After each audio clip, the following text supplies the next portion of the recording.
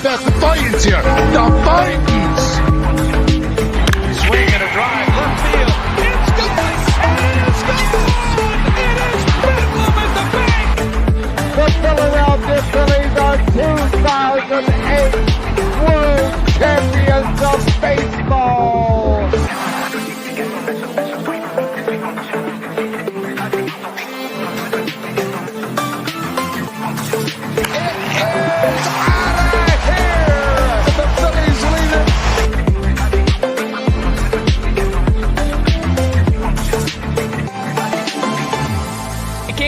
Podcast right here. You already know. Go fucking subscribe. Go follow. You are now listening to the 302 Birds Phillies postgame show with Eric, Brendan, Dalt, and Ballpark Tommy. Proudly powered by TickPick. Check out the link in the bio for $10 off your first order today. Let's take it to the show. There's a couple of things that are certain in life. Death, taxes, and Nick Castellanos clutching up in a clutch moment. He's streaky, but it feels like he's built for these moments. It feels like in those moments when Nick Castellanos comes up to the plate and everything is, right there for him, it's teed up, he takes it every time. So it makes you hate a player a lot less like that in the moments that they aren't good, because the moments that they clutch up. The game was right there. He took it. Thank God, Casty. But really, I want to talk about as well, we'll get to it later, Kyle Schwarber, man, turning the tide of this game. Is there any correlation with Schwarberfest and Hoagiefest and them starting at the same time? I don't know. I definitely think that there is. That's what's in. It's Star Wars. David, what's going on, guys? Happy to see y'all in here. Everybody, let's get active in the comments. Let's see it. Because the Phillies got active tonight in the end of it. Nola on the mound. Had an okay game. I watched a lot of the game throughout the first 6 innings. And I had to check in at the 4th inning, 31 strikes through 45 pitches. So he was overall good tonight. There was that walk in the 6th inning that personally I wasn't a fan of. I know a lot of people are not the biggest fans of Aaron Nola. We'll get to all this in a bit too. But initial thoughts, let's hear them in the chat. I mean, what an exciting game. As a Phillies fan, those are the moments you live for. Those are the games you live for. And shout out to Shard. Shout out to Ballpark Tommy. They're there tonight representing, having a great time. And, that game just had to be absolutely electric. What's up, Ryan? How you doing, man? I'm waiting for you to text me still, bro. I'm waiting for you to text me. But, man, I saw the ending. I mean, and it feels like when Bryce Harper comes up, too, you just know he's going to find a way to clutch up in those situations. I mean, just overall, exhilarating win, 4-3 over the Padres. And like David said earlier, Star Wars said earlier, that's what's in. That's what's in. Ever since this team has talked shit a couple years ago, it's felt like we've owned them. Of course, there's been a couple of games here and there. You can't win them all. It's baseball. It's not football. But like 5 straight wins against the Padres, come on. We own you guys. I think tomorrow, hopefully, we'll get the sweep. Is it a 3-game series or 4-game series? I haven't had time to look, so let me know in the chat. Let me know what you guys want. I'm interested to hear that. But man, it's been interesting. Nola, 94 pitches tonight. I saw when they took him out in the 6th. I thought that was very fascinating, very interesting. As far as Nola goes, or not Nola, Nola. I mean, it's almost like, I don't know. Are you using the guy a little bit too much? I would have taken him out earlier. Chaos Chris is backstage. Let's bring him on and see what he thinks. Chaos Chris, how are you doing? Oh, I am doing fantastic. Phillies win again. I'm loving it. Nola only gave up 1 home run tonight. As long as Nola only gives up 1 home run, doesn't collapse, the Phillies will win with him on the mound. Just another great win. They're gritty right now. They're winning in all sorts of ways. I really think this team can win the World Series. And I'm usually not that positive on any Philly sports team. but I think they're right there. They are really close. They are really, really close. Yeah, there's no excuse. I mean, you're right. I heard, and just to analogize with the Eagles, because you guys know I was talking about the green fucking room I'm sitting in, but I heard somebody say today, I think it was actually Howard Eskin. And if I'm agreeing with Howard Eskin, something's not good. But he said, I don't think that the Eagles are a 90% better team than they were last year. A lot of people are saying that. I think that they're about 20% better, but that's what they need to get over the hump. I think that the same thing almost applies to the Phillies. They aren't, 50%, 60% better team than they were last year. I would say that they're a cool 20-30. But you notice that difference of when they get ahead in these games earlier, when they get ahead in the season earlier, when they're consistent. And it feels like even though there's those moments in baseball like tonight where bats aren't coming alive like you want them to, you're down, they find a way to win those games more often than they don't. So, I mean, very exciting right now. Yeah, and there was a moment in this game where I'm like, there's no way they're going to win it. I think they left like 11 runners on base at one point. They just weren't scoring any runs. They scored the 1 run, and then Nola gives up the 2-run bomb, and then another run. You're like, oh shit, this one's over. But they found a way to claw back.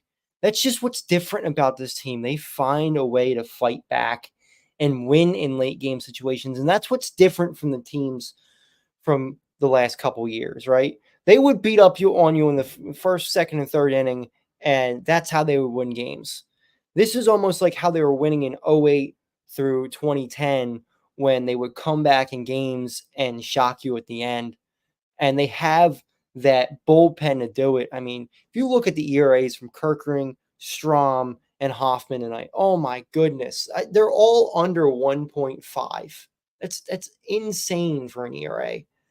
And Nola, again, yeah, he gave up 3 runs in, 5 2/3, but he's still just playing. He's still pitching really well. Had one little slip up, but these guys are just playing well, all of them. Is it Nola time? Is Nola back officially? He might be. I don't know. It might be able to say a lot of people are not a fan of Nola. A lot of people obviously, love Zach Wheeler, hate Aaron Nola. I like both the guys personally. I think that they both overall are good pitchers. A pitcher's not an easy job. A pitcher in Philadelphia, don't even get me started, man. Yeah. I wouldn't do it. The guy wins more games than loses them. So, it's almost like beggars can't be choosers. You know what I mean? Like I said, 31 strikes through the first 45 pitches. That's a 66% success rate or around that, maybe a little bit over. That's pretty good. That's at 2 out of every 3 pitches you're pitching a strike, somebody told me. I'd say okay. Maybe they're just, I don't know. Do you think he's getting old? How do you feel about that whole thing? No, I don't think he's getting old. I think think he's getting gassed? I think there's just points towards the end when he's pitching that you can just tell he doesn't have it. Like, he walked the first batter in the 6th inning, and it's almost like whenever he goes out there in the 6th or 7th inning and he walks the first batter, he's destined to give up a run or a home run. And I feel like it's just Rob Thompson doesn't see that yet. So something needs to click in his brain where it's like, oh shit, he's lost it. Get somebody up right now because it's going to get really ugly soon. It's exactly what happened. He walked the first guy, then gave a homer in the next pitch. So I think Nola doesn't have to be your ace. That's what you got Ranger for. That's what you got Wheeler for. If he's a solid third starter, which is what he's doing right now, that's all you really need. Like, he's still good enough to be your number 3 starter in the playoffs. Yes. Yeah, and rest in peace, Willie Mays. Sorry, like David was saying, that was obviously very unfortunate. But I think, like you said about Nola too, I think it's just almost a management thing. Schwarbombs, Hoagiefest. I mean, Jesus. Up there with Babe Ruth today is the stat I'm looking at. I think Babe Ruth is basically hitting a homer on 1 out of every 10.6 swings. And Schwarbombs is 10.4 or something like that in June, which is fucking nuts. The best player in all time. I mean, what are your thoughts on this whole thing? I mean, he doesn't slow down in June. And, this may be the best season that Kyle Schwarber's ever had. And Kyle Schwarber's had a couple decent seasons with the Phillies, but the difference with Kyle Schwarber is he's not just hitting home runs. He's getting base hits. He's, finding ways to contribute. He's got a 257 batting average this year, which is the second highest in his career. So for him to actually be able to get on base at a decent clip like this, I mean, he's top 100 in batting average in baseball. Kyle Schwarber is top 100 in baseball in batting average, which, what was it? Last year was under 200. The year before he was 220. So this is really big to see out of Kyle Schwarber. Yes, we know we got the June highlights here, but if you look at his projections over the year, he's projected for 38 home runs, 107 RBIs. That's really big out of Kyle Schwarber. You got two potential MVP candidates right now with Harper and Schwarber. So the whole team is just benefiting from this greatly. It is awesome. And I can't wait to see what the rest of the season brings, because if Kyle Schwarber continues to stay hot like this, those projections are going to go up. He might wind up with 40 plus this year again. He's just that kind of player. You love to see it. And, maybe it's time that they do some more Hoagiefest type ads here. Every time Kyle Schwarber hits a home run, maybe they're $2 off a hoagie or something like that. I don't know. I think that's a good idea. But Wawa, sponsor me. But I think there should be some other kind of ad there, like how the Sixers do with the Frosty Freeze Out. I think the Eagles do something after there's a win. So I think they should do something with Schwarber and a home run.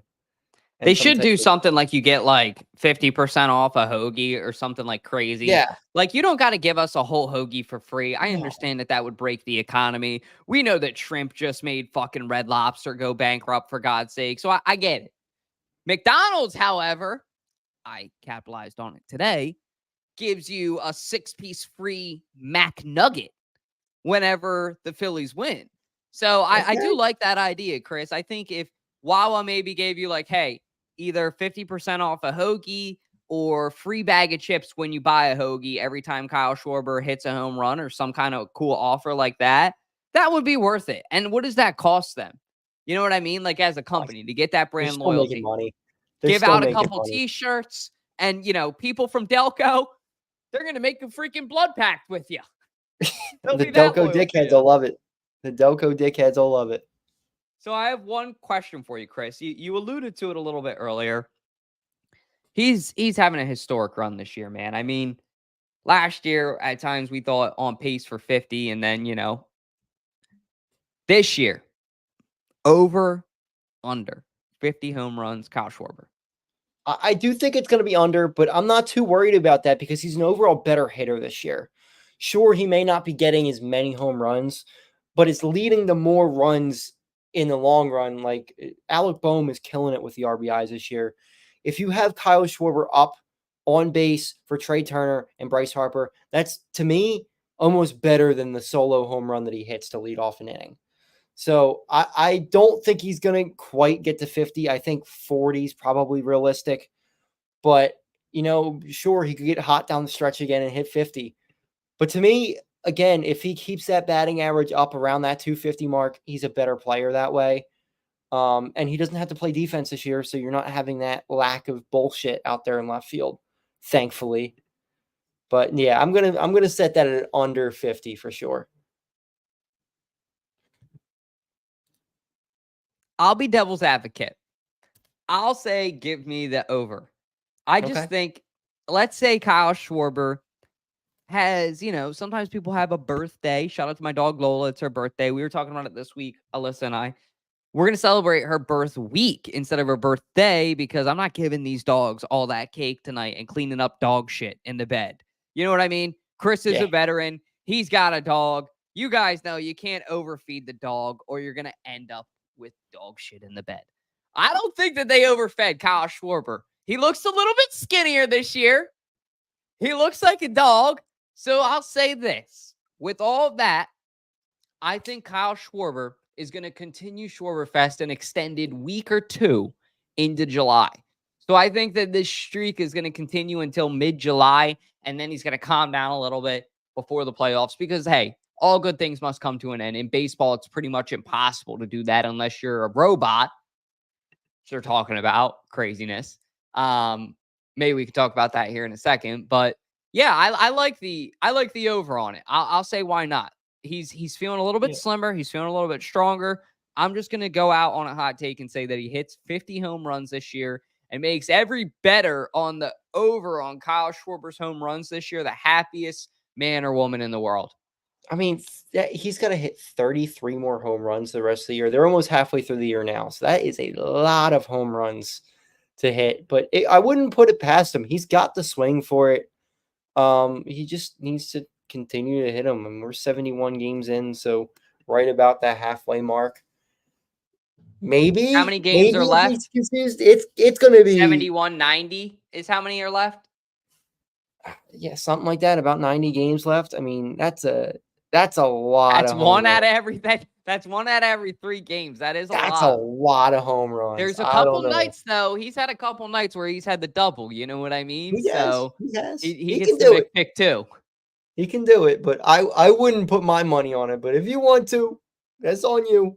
Hey, put money on it. That's a different story. But if I had free money, I'll say I would put free money on it because at that point, what do you have to lose? I think, like Chris said, it's very unlikely. That's why I would put free money on it, but it's not impossible. And as a fan, aren't you going to root for the over? You know what I mean? So let's hope. Later in the game tonight, Alec Boehm, 0 for 4, comes up in a clutch moment after Harp, and I thought he delivered. He had a great hit to get on base, put Harper on third, able to be in a scoring position. And I think he's talked about it a little bit this year, but in moments like that, to me at least it does, but to you, Chris, does it feel like there's a different Alec Boehm mentally this year in those moments, a calmer, more Jordan-esque approach? Not saying he's Michael Jordan yet, but like that veteran approach of like, all right, I can't be hot-headed. I think he's figuring out like he's Alec Boehm. He's not. Everybody wants him to be this massive power hitter because he's a huge dude, and he's just not that guy. And he doesn't need to be that guy. What he's doing right now, getting base hits, getting RBIs, clutch situations, that's what they need out of Alec Boehm. The home runs, all that stuff, that's Kyle Schwarber, that's Bryce Harper, that's Castellanos. You don't need to worry about Boehm with that. Boehm has been incredible this year. He's, probably in the MVP race type. He's close. He's going to be the third baseman in the All-Star game. Like, this is what you want out of your third baseman. He's calm, cool, collected, hits the ball to all parts of the field. And this is exactly the guy that I thought they were getting when he first came up. And it's great to see. And I saw a very interesting stat on Twitter earlier. In games that Brandon Marsh plays, he's batting .330. In games that Brandon Marsh does not play, he's batting .220. So now that Brandon Marsh is back, it's helping Boehmer out a big amount too. I mean, he had a huge game yesterday, and today, another clutch hit. So if this is the norm with Alec Boehm, this is awesome. Yeah, that's a great way to put it. I like that quote. If this is the norm with Alec Boehm, this is awesome. He's just got to find his way, like you alluded to earlier. He's got to figure out what player he is. And I think he slowly is this season. We're seeing it unfold before our eyes. Like a flower, he's blossoming. Like Nick Sirianni said a couple of years ago. Oh, it'll grow. Yeah, me and Chris both. But, I mean, he's growing as a player, maturely, mentally. And it's good to see, like, okay, you don't got to go for that long ball and make this place fucking erupt and, hit a home run that maybe you have a 10% chance of hitting. Take the clear line drive. Let's get out of here with a win. Let's get a Hoffman a win. The guy that just had 11 pitches or whatever. Get him out of here. So it's nice to see Alec Boehm be a different kind of player this year. And despite having a shitty game before that, it is what it is. I think Alec Boehm would call it that even. He doesn't let it mentally get in his head. I think that could have been very bad for the Phillies. Like if Alec Boehm strikes out on that plate appearance, I think it's a whole different ball game personally. Absolutely. I think you're going actually into extra innings. Baseball's such a momentum sport. Wildness. I don't even know if they make it to the extra innings at that point. I forget when that was, but they might not even have made it at that point because I think that was before Stott hit. So he might not even been in a position driving a run. But it's just that's how baseball is. It's a weird, weird game. You know, you make one mistake, it could affect the whole game. So and he also made a couple really good plays at third base too that prevented them from giving up runs. I also before we go here, I want to go slam Garrett Stubbs a little bit. I'm fucking tired of him. He sucks. He can't hit the baseball whatsoever. He can't field. Get him the fuck out of here. Marshawn needs to play every game until JT Realmuto's back because Stubbs he can't play. 0 for 3 again tonight. Batting 183, 197 slugging. That's awful. What a bum. It's a Tuesday. Yeah, what a bum. I want him out of here. I don't care about the Chiefs vibes officer and all this bullshit. Get him out of here. They need a new player. They need a new catcher. And they have one in Marshawn and went 4 for 4 last night. And you know what he gets tonight? Benched. Stupid. I don't know that I agreed with it either. I think baseball is such a momentum sport. Like I said a second ago, keep the hot guy in, especially right now. It's June. It's not July. It's not August where you should really be doing that. Like I would really test it out and let the kid prove it, earn his stripes now so that you know, okay, do we have 2 Stubbs? You know what I mean? Do I need to get rid of both these guys or is this guy a lot more consistent and our guy? Because you can still see if Stubbs bounces back and give him chances to find his way. I'm not saying you have to give up on him, but yeah, after a night like last night, questionable. And last but not least, I mean, it being a Tuesday night, that place was pretty electric, pretty packed out. The fans have been bringing it this year. You've been bringing it. You've been there a lot. Tonight, our crew's there. They're hanging out. They're getting the hype. I mean, just speak on the fandom this year and how we've really I feel like there's a different approach for us too. I mean, it's just different. It's just there's nothing like Philadelphia sports with baseball. Like just our fans are insane. And I think there's probably you look at, the top baseball fan bases, Phillies, Yankees, Red Sox. Like those are the top 3.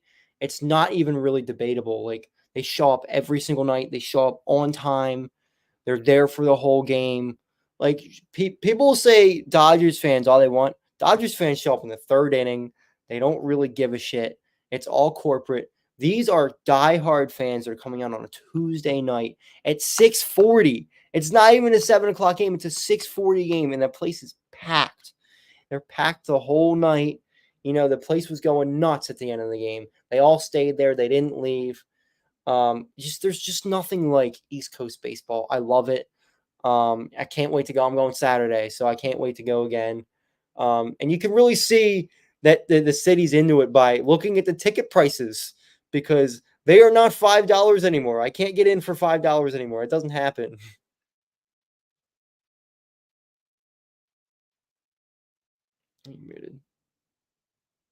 It's a different stadium. It's a different vibe. And not because physically, it's just a different mental approach for us fans. Yeah. We aren't necessarily putting all of our eggs in a basket like we were last year. I think last year, a lot of people were lock and load in May that we were winning the World Series in, April, for God's sake. And what? So this year, I think it's more, okay, let's pace ourselves. We see that this team's doing very well. We see that this team is winning the majority of series. We see that this team can hang with the big dogs. There's a couple slip-ups here and there. But, I mean, the fans as a whole stay with this team either way. Look at that Orioles series. The rain delay for almost, I think it was an hour and 10 minutes.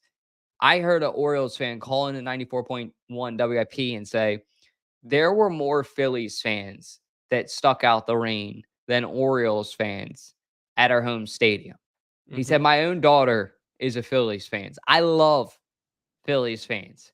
Granted, the gentleman also is a season ticket holder for the Eagles, so I don't know what kind of fandom you got going on there. But hey, maybe you live in between. I get it. I don't mind the Was that the Eagles Santa?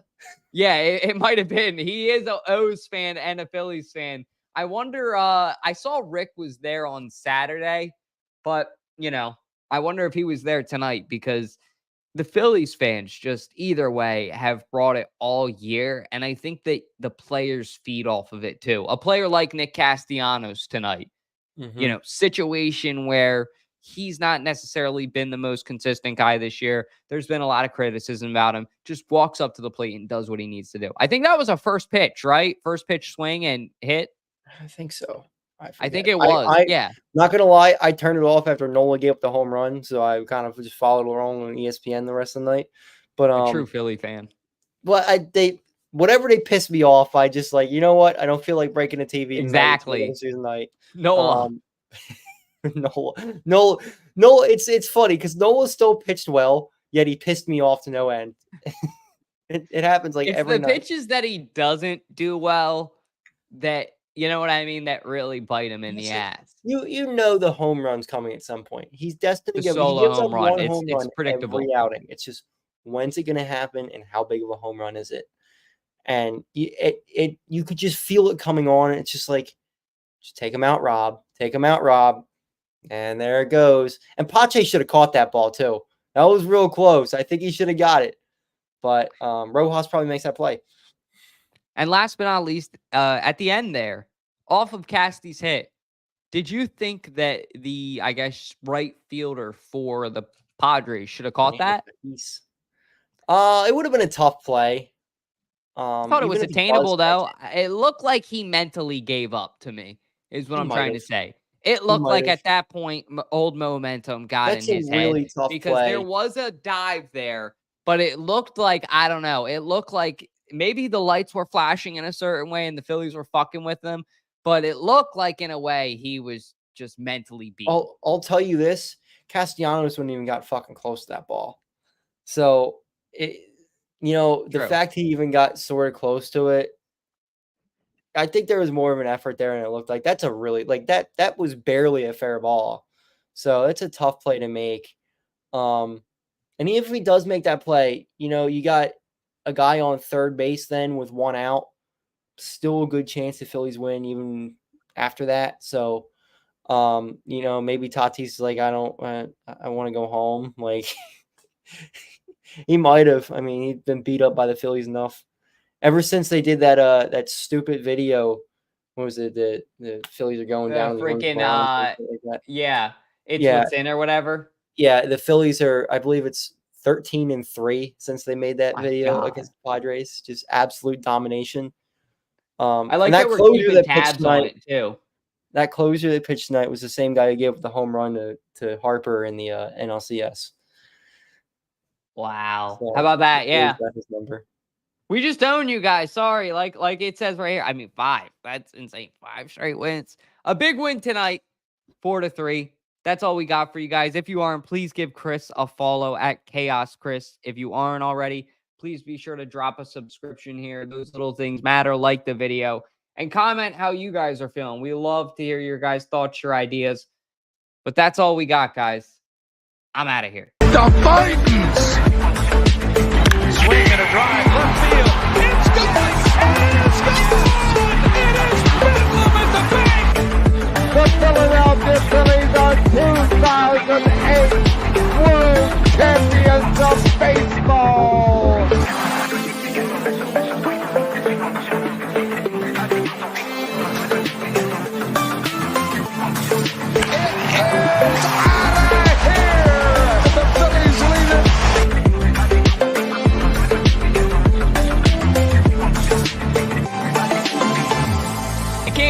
Podcast right here. You already know. Go fucking subscribe. Go follow.